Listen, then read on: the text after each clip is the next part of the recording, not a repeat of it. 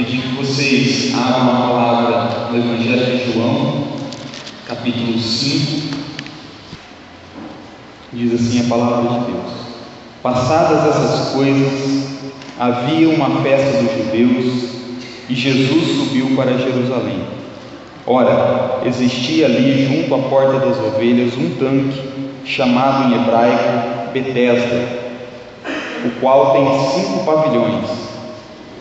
Nestes jazia uma multidão de enfermos, cegos, coxos, paralíticos, esperando que se movesse a água, porquanto um anjo descia em certo tempo, agitando-a, e o primeiro que entrava no tanque, uma vez agitada a água, sarava de qualquer doença que tivesse.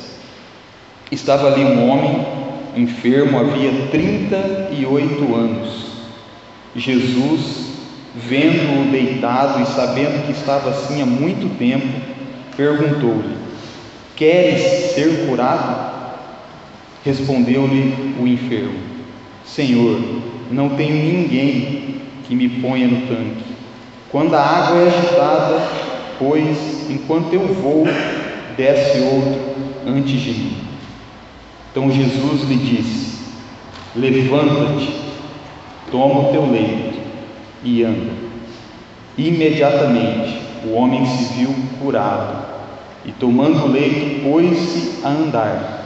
E aquele dia era sábado. Por isso disseram os judeus ao que fora curado: Hoje é sábado, e não te é lícito carregar o leito. Ao que lhe respondeu: O mesmo que me curou me disse: Toma o teu leito e anda. Perguntou-lhe eles: Quem é o homem que te disse: Toma o teu leito e anda? Mas o que fora curado não sabia quem era, porque Jesus se havia retirado por haver muita gente naquele lugar. Mais tarde Jesus o encontrou no templo e lhe disse: Olha que já estás curado, não peques mais, para que não te suceda coisa pior. O homem retirou-se e disse aos judeus que fora Jesus quem o havia curado. E os judeus perseguiram Jesus, porque fazia essas coisas no sábado.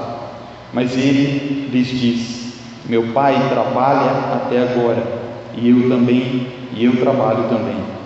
Por isso, pois, os judeus ainda mais procuravam matá-lo, porque não somente violava o sábado, mas também dizia que Deus era o seu próprio Pai, fazendo-se igual a Deus. Até aqui, esse é um texto, um dos milagres, dos sinais relatados por João nesse Evangelho. Esse Evangelho ele narra 7 sinais. Começa lá com uma transformação da água em vinho, numa festa de casamento em Caná da Galileia. O primeiro milagre que Jesus realiza, de acordo com a narração do apóstolo João. Em seguida, Jesus ele cura o filho de um oficial do rei.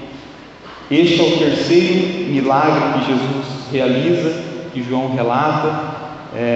Depois, mais 4 milagres, Jesus ele caminha sobre as águas, Jesus multiplica pães e peixes e alimenta uma multidão. Jesus ele cura Lázaro, ressuscita Lázaro, um homem que já havia morrido, estava sepultado há mais de 4 dias. E Jesus ele realiza esses sinais, e segundo João, não só esses, mas muitos sinais, a ponto que, segundo João, se fossem colocados em livros todos os milagres que Jesus realizou, não caberiam os livros sobre a terra. Mas João ele diz que esses milagres que ele relatou, que foram bem selecionados, eram suficientes para testemunhar da divindade de Jesus, para que todos crescem que Jesus era o Cristo, o Filho de Deus, e crendo assim, tivessem a vida eterna.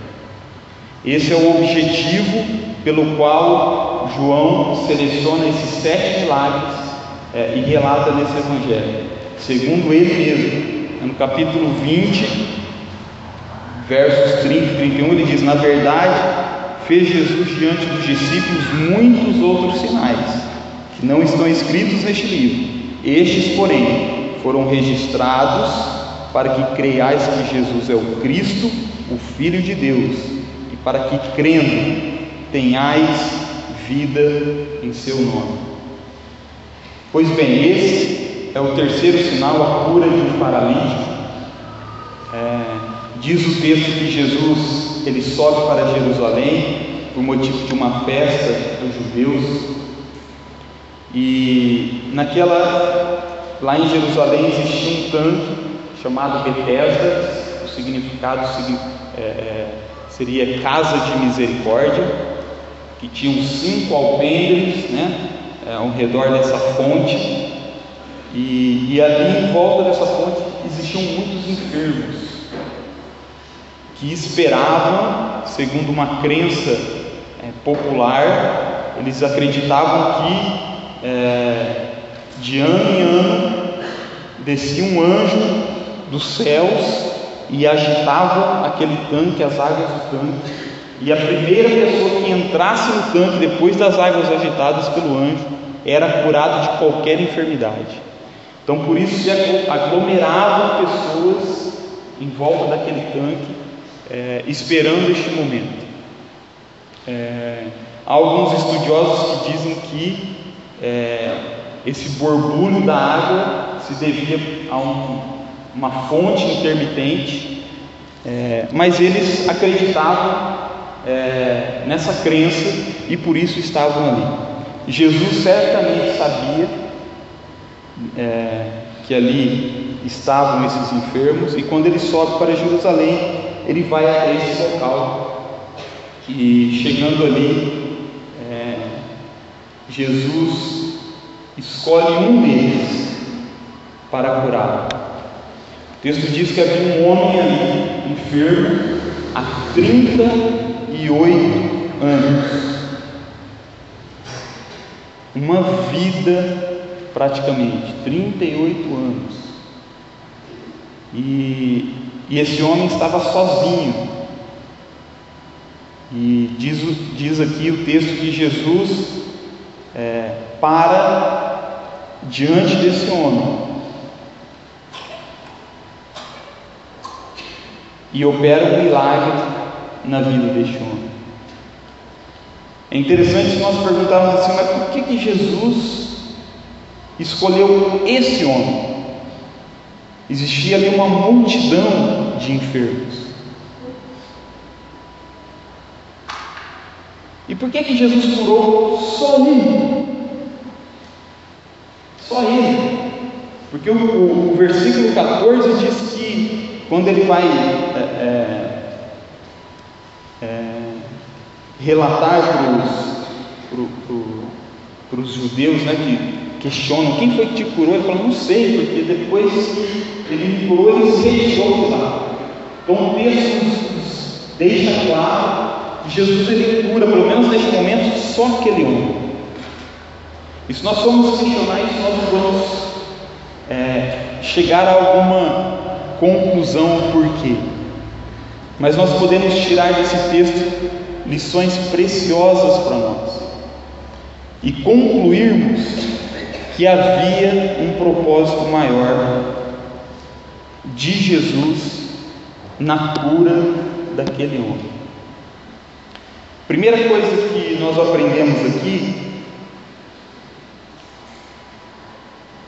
é que Jesus, que Deus, Ele sabe o que se passa conosco.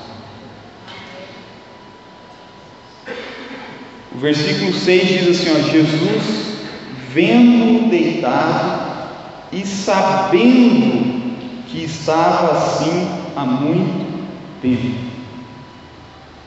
Deus sabe o sofrimento que nós estamos passando.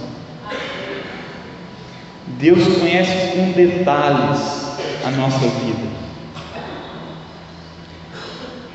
Esse homem de acordo com o que ele responde para Jesus no versículo 7, ele diz que não havia ninguém para ajudá-lo a chegar até as águas, mostra que esse homem estava ali sozinho.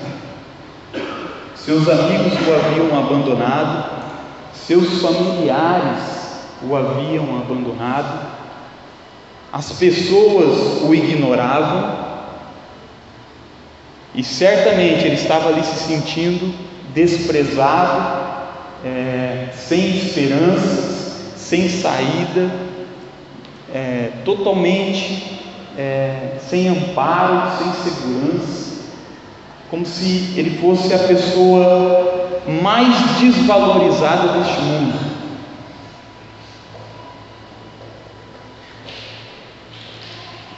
Mas Jesus parou, Jesus olhou para ele, e Jesus sabia o que ele estava passando. Nós às vezes corremos o risco, em momentos de sofrimento que nós passamos, porque todo mundo aqui, irmãos, passa por momentos de sofrimento. Nós sabemos, nós temos os nossos dilemas, as nossas dificuldades, acidentes acontecem, enfermidades nos acometem. Nós passamos por sofrimentos e nós corremos o risco de, nestes momentos de dificuldade, nos vermos assim sozinhos, como se ninguém soubesse aquilo que está lá no íntimo do nosso coração, como se ninguém soubesse a dor que estamos enfrentando. Mas nós precisamos saber de uma coisa, que mesmo que sejamos abandonados, que ninguém se importe conosco, que achamos que ninguém liga para nós precisamos saber que Deus conhece. Deus sabe exatamente aquilo que nós estamos enfrentando. Deus sabe. A outra lição que nós aprendemos aqui é que Deus se importa conosco. Ele não só sabe tudo aquilo que nos acontece em detalhes, mas Ele também se importa com o nosso bem-estar. No versículo 6, Jesus faz uma pergunta para aquele homem. Jesus diz a ele: queres ser curado? Queres ser curado? E essa pergunta, ela mostra, ela revela que Jesus se importava com o bem-estar daquele homem. Senão Jesus não ia perguntar, nem ia parar. Mas Jesus pergunta: você quer ser curado? Porque Jesus estava disposto a ajudá-lo. Jesus estava disposto a ajudá-lo. Jesus está disposto a nos ajudar. Outra coisa que essa pergunta revela é que Deus não é invasivo. Jesus não chegou lá e está curado, está curado, está curado. Não. Jesus chega nesse homem e pergunta: você quer ser curado? E eu lembro daquele versículo que está em 1 João, se eu não me engano é 5,14, que diz que nós temos essa confiança para com Deus, que se nós pedirmos alguma coisa a Deus, segundo a sua vontade, Ele nos atenderá. Era a vontade de Jesus curar, mas Jesus queria saber se ele realmente queria ser curado. Porque às vezes nós caímos num perigo muito grande de, no meio dos nossos sofrimentos, nos acostumarmos com o sofrimento, com aquela situação, e usarmos aquela situação como um moledo nas nossas vidas. Mas Jesus tem algo melhor para nós. Jesus não queria que aquele homem ficasse deitado naquele leito. Jesus queria o melhor para aquele homem, mas aquele homem também precisava querer sair dali. Outra coisa que essa pergunta nos mostra é que Jesus precisava despertar naquele homem a esperança de novo, porque aquele homem estava desesperançado. Aquele homem ele não tinha mais motivação, ele não via mais saída para a sua situação. Ele não havia. Por quê? Ele estava abandonado, ele não tinha dinheiro para pagar alguém para levá-lo para o canto, seus familiares o haviam abandonado, seus amigos o haviam abandonado, as pessoas passavam e o ignoravam, ele não tinha ninguém, ele estava sozinho, e ele estava dentro da caixa. A única saída que ele via para a vida dele, para ele sair daquela situação, era alguém ajudá-lo a chegar até o tanque, e ele não tinha ninguém, e isso 38 anos. Então aquele homem precisava que a sua esperança fosse renovada no seu coração. E quando Jesus pergunta para ele: você quer ser curado? É como se uma luz acendesse no íntimo dele, dizendo: opa, eu acho que existe mais uma saída que eu não pensei.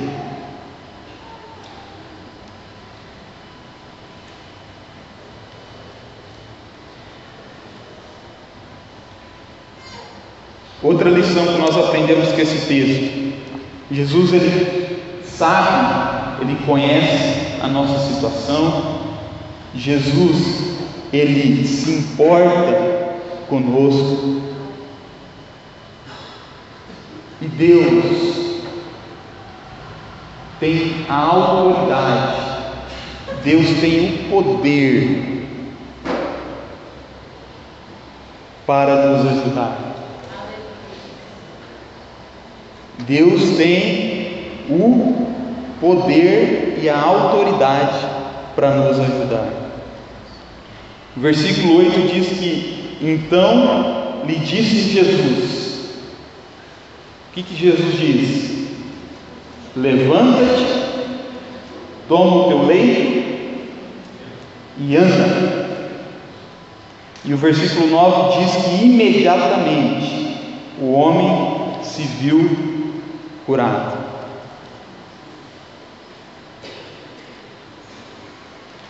Imediatamente o homem se viu curado. Deus ele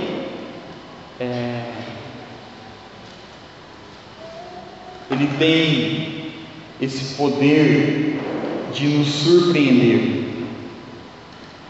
porque aquele homem ele só via aquela saída, ele não imaginava que existia uma outra saída para o problema dele. Quando nós estamos dentro de um problema, geralmente nós estamos dentro da caixa, que é o ditado, como se diz, nós estamos dentro da caixa, a gente não consegue enxergar o que está fora da caixa. Aquele homem ele havia confiado, colocado a sua confiança em homens, porque ele esperava que alguém o ajudasse a chegar até a fonte, a hora que o anjo descesse, segundo a crença deles. E é interessante que tem um outro texto lá em Lucas que fala da cura de um outro paralítico, em que os amigos ajudam o paralítico. Em Lucas diz que os amigos pegaram esse paralítico, esse homem que era paralítico, levam até Jesus, e quando chegam diante de Jesus, havia uma multidão em volta de Jesus, dentro de uma casa de Jesus, e eles não conseguiam entrar com o paralítico. Eles sobem no telhado, descem o paralítico diante de Jesus. E Jesus então ali cura aquele homem.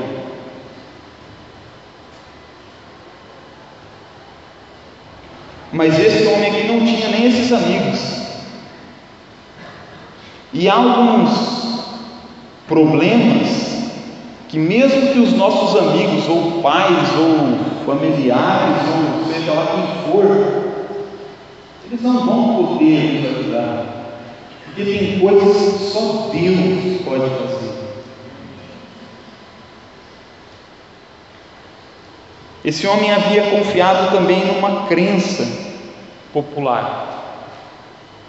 Ele acreditava que alguém ia, que esse anjo descia e que ele só poderia ser curado se ele entrasse primeiro naquele tanque. E ele havia se frustrado primeiro com as pessoas e também agora ele estava frustrado com aquilo ali, porque ele só via aquela saída. Ele não imaginava que poderia chegar alguém e com uma ordem ele imediatamente fosse curado.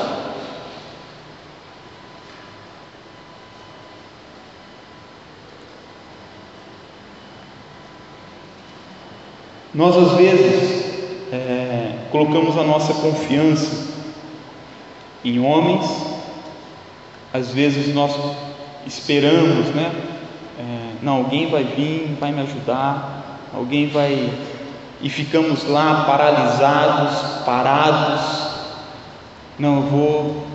Colocamos a nossa confiança na religiosidade, não vou fazer tal coisa que aí eu vou conseguir sair dessa, porque o outro fez e deu certo, então eu vou fazer.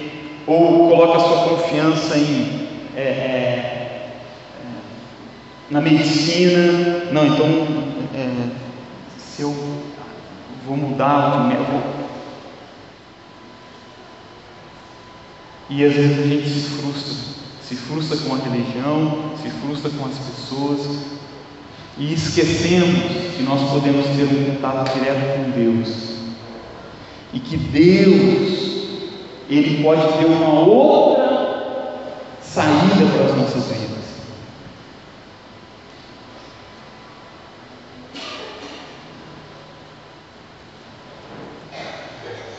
Deus pode instantaneamente, imediatamente nos surpreender e nos mostrar uma outra saída, nos tirar, nos curar.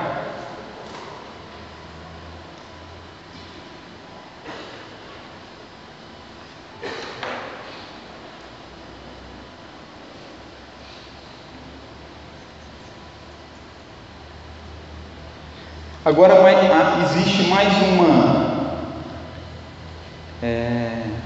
uma lição, e eu considero essa mais importante.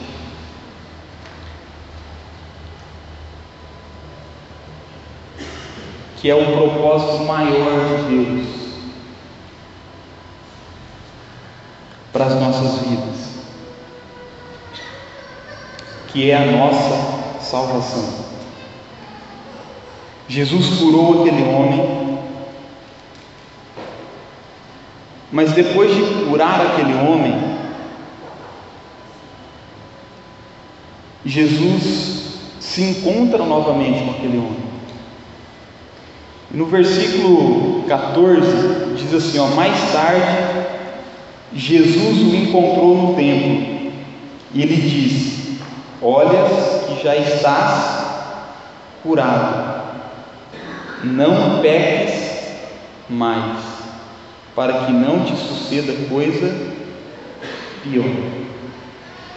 Depois de Jesus tratar a vida física daquele homem, Jesus trata da vida espiritual daquele homem. E esse é o propósito maior de Jesus. Jesus queria não apenas curar aquele homem, Jesus queria salvar aquele homem. Esse é o grande propósito pelo qual Jesus veio até nós. Jesus veio para nos salvar, Ele veio para nos libertar do pecado, para perdoar os nossos pecados, para levar sobre si na cruz do Calvário os nossos pecados. Ele é a propiciação pelos nossos pecados. Jesus veio para nos dar esperança de vida eterna. Jesus não curou todos os enfermos, mas Jesus morreu por todos nós.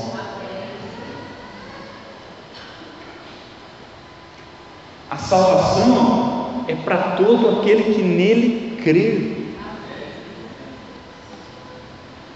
É para todo aquele que nele crê. Quando o texto aqui, Jesus ele diz assim, não peques mais para que não te aconteça coisa pior. Essa afirmação de Jesus não quer dizer necessariamente que aquela doença que o homem tinha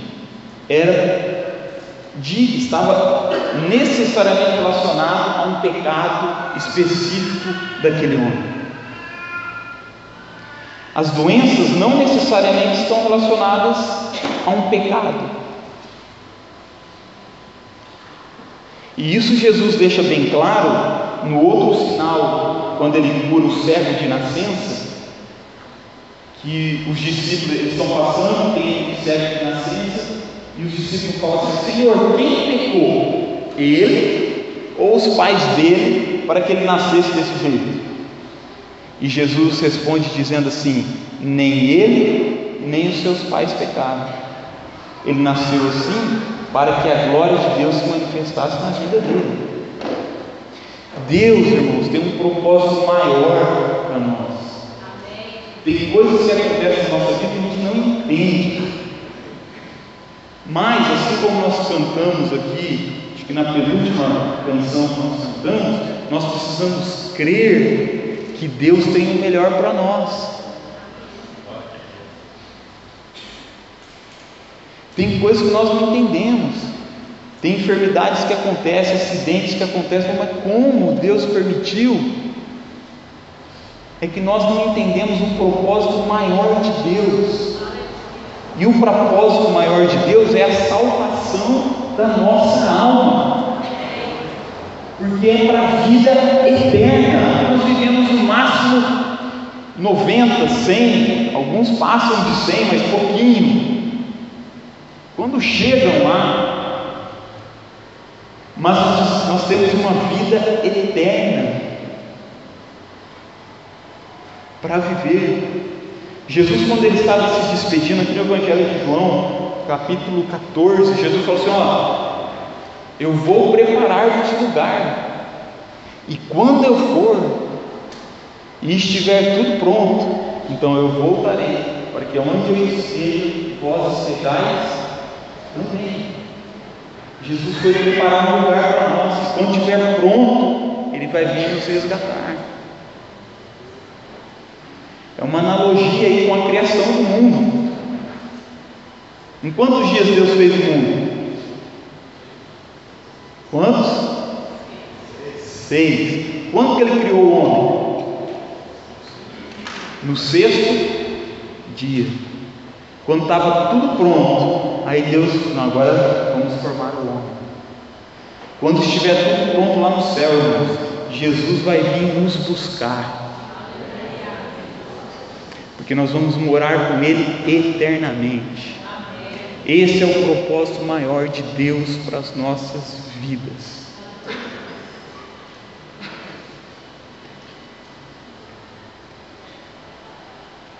Há uma analogia entre o paralítico e o pecador.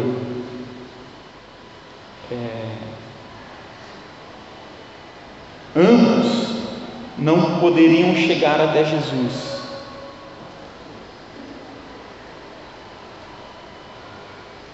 Mas Jesus vai ao encontro deles. Por quê? Porque a paralisia física ela te impede de andar. Mas o pecado, nos impede de irmos até Deus. Então, se há algo pior que poderia acontecer, ou quando Jesus fala para aquele homem, não peques mais para que não te suceda coisa pior. A coisa pior que existe, que o pecado provoca, é a nossa separação de Deus. O pecado nos separa de Deus. O salário do pecado é a morte espiritual. Então, quando Jesus diz àquele homem, não peque mais, é porque Jesus está preocupado com a vida espiritual daquele homem. Não é porque Deus é ruim e não quer que a gente se divirta, não quer que nós aproveitemos a vida. Pelo contrário, Deus quer a nossa felicidade, a nossa alegria. Por isso que Ele pede para nós não pecarmos, porque Ele sabe que se nós pecarmos, isso vai ser morte para a nossa vida espiritual. O pecado, ele causa morte. Por isso que Deus não quer que a gente viva no pecado.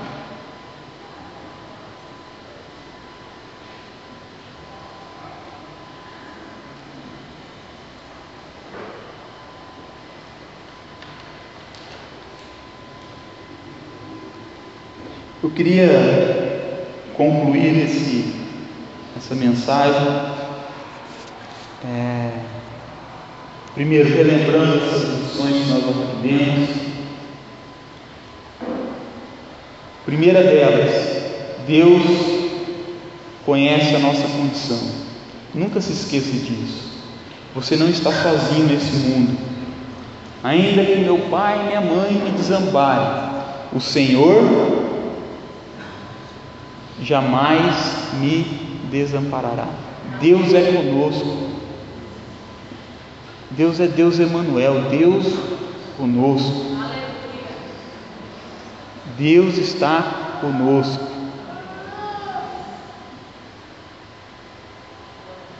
Jesus, ele disse que até os fios do nosso cabelo são contados por Deus. Nós não deveríamos temer. Nós precisamos crer na bondade de Deus, no cuidado de Deus para nós.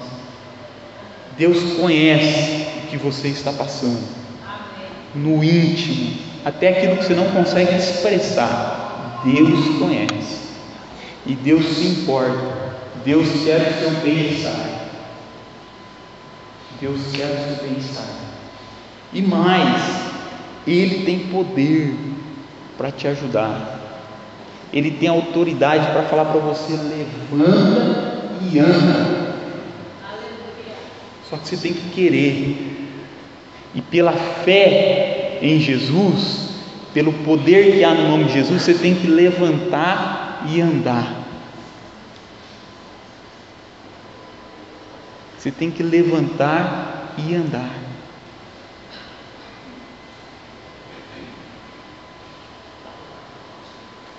Mas tem um propósito maior de tudo isso, que deveria alegrar o seu coração. Deus quer a tua salvação. Se nós entendêssemos o significado de ser salvo na sua plenitude, nós íamos viver muito melhor, irmãos. O sorriso não ia sair do nosso rosto.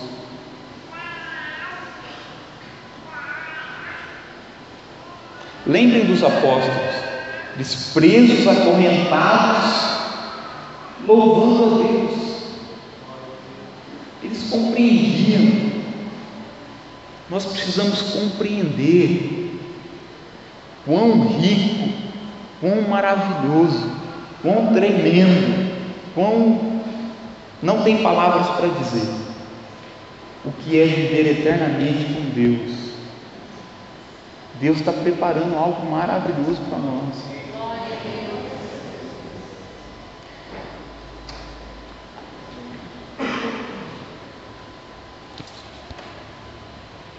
E eu queria encerrar orando com vocês.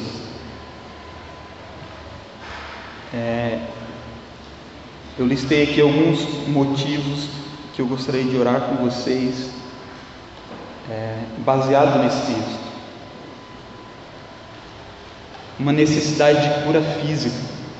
Deus pode curar. Deus curou aquele homem. Aquilo que era impossível, não tinha mais esperança, Deus curou. Ponto. Então Deus pode nos curar essa noite. Necessidade de cura emocional.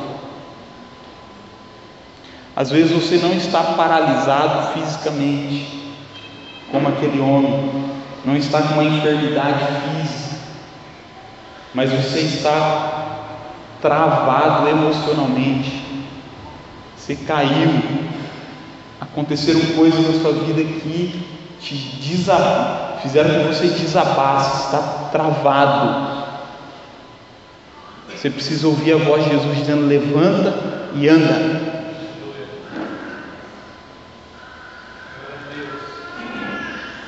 Para de ficar lamentando. Ai, ninguém me ajuda. Para de ficar esperando alguém vir te ajudar. Para.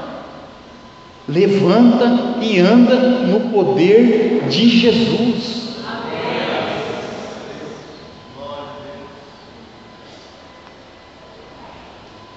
E uma outra necessidade, cura espiritual.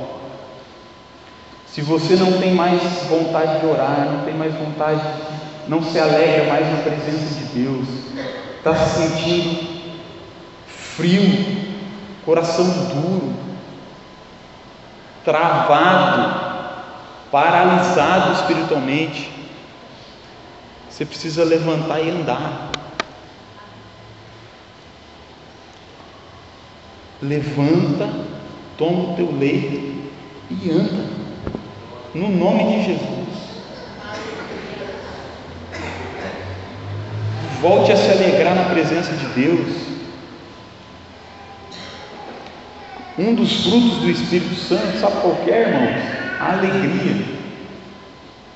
Esses dias eu ouvi um pastor, numa reunião que estava, ele brincou com isso. Ele disse assim que duas pessoas estavam no supermercado, fazia um tempo que não se viam, e um deles cabisbaixo, triste. Aí o outro chegou: o que aconteceu com você? Ah, eu me converti. Se converteu e está desse jeito. Não, irmãos, o povo de Deus é um povo alegre, é um povo de vida. Nós precisamos resgatar a alegria de servir a Deus, a alegria da nossa salvação. Eu sei que nós passamos por problemas, todos nós passamos, dores, dificuldades, problemas na família, coisas que nos preocupam, mas nós precisamos aprender a voltar nosso pensamento para Deus, a voltar o pensamento para o propósito maior de Deus para as nossas vidas. Ele tem uma vida eterna para nós, aonde impera a justiça. Lá não vai ter corrupção, queridos. Não vai ter lava-jato, não, crise econômica, não vai ter lá.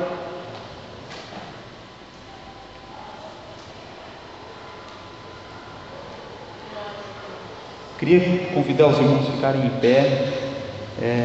E se você nessa noite está se sentindo dessa forma, seja emocionalmente, fisicamente, tem alguma enfermidade, nós vamos orar, pedir a Deus que Deus opere esse milagre de Deus nas nossas vidas, independentemente do que seja, Deus. Se você, eu não vou pedir que você saia, que venha aqui, não. Aí no seu lugar, você sabe, Deus conhece, Deus sabe o que você está passando. Fale diante de Deus o seu problema. Diga para Ele: Senhor, eu quero ser curado, eu quero sair dessa situação, Senhor. Eu não quero mais essa situação na minha vida. Glória a Deus. E pede para Jesus operar um milagre na tua vida, por alegria de novo no teu coração, por esperança, renovar pela fé. fé, perdoar os teus pecados.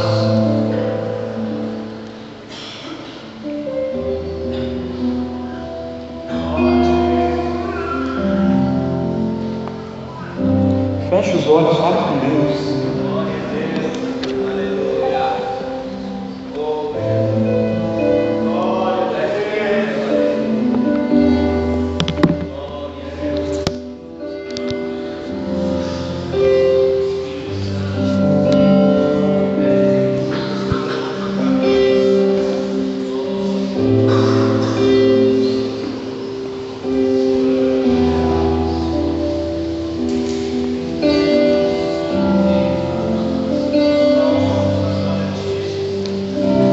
Pai bendito, amado Deus,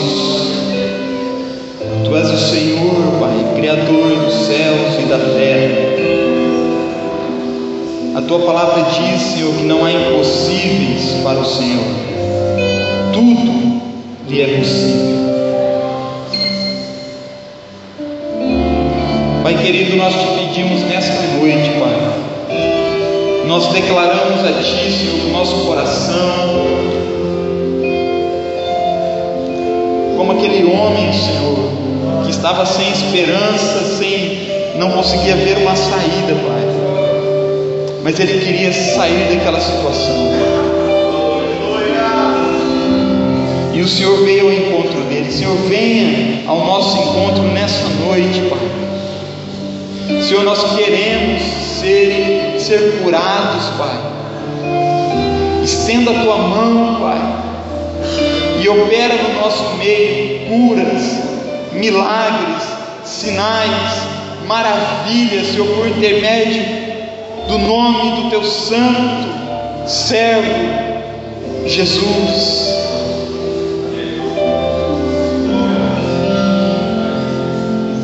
Nós cremos que o Senhor tem o melhor para nós, Pai.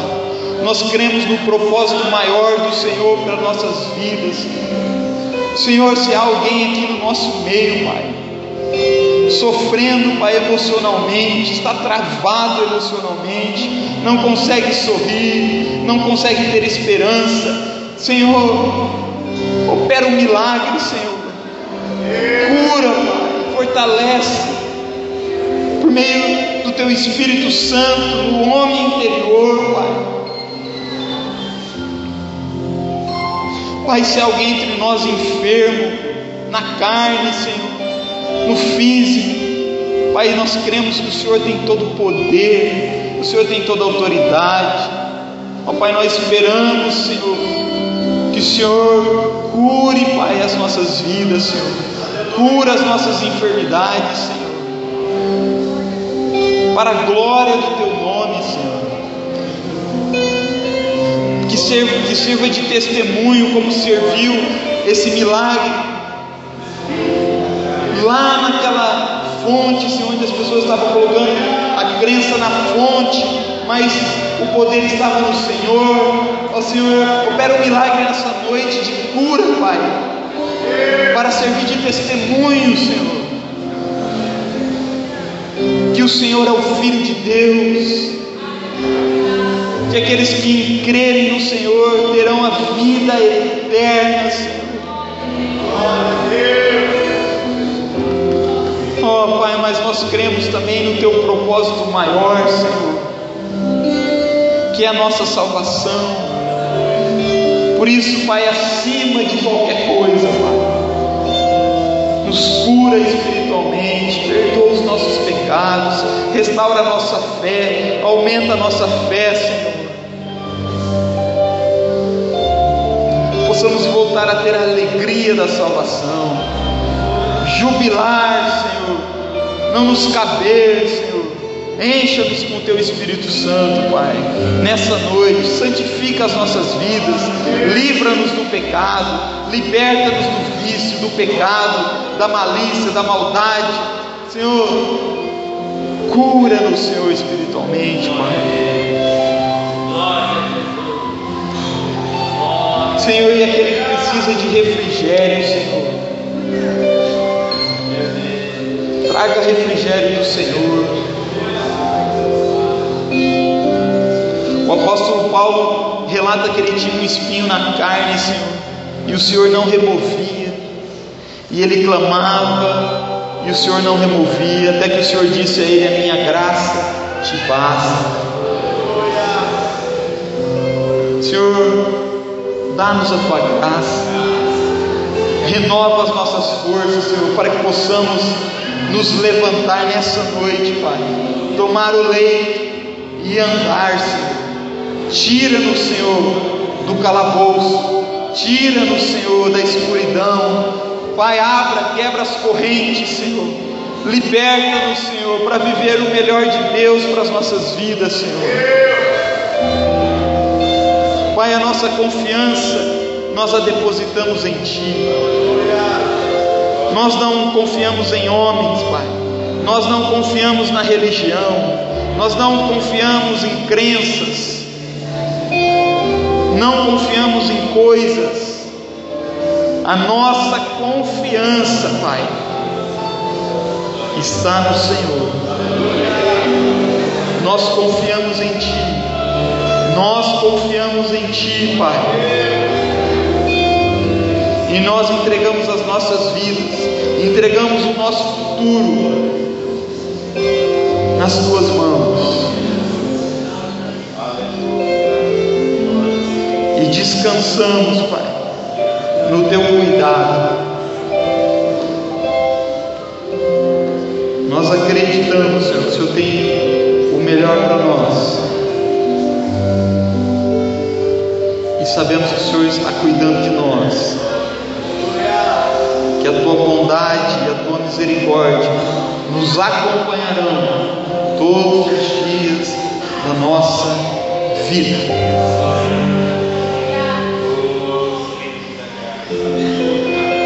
Te agradecemos, Senhor, por essa palavra.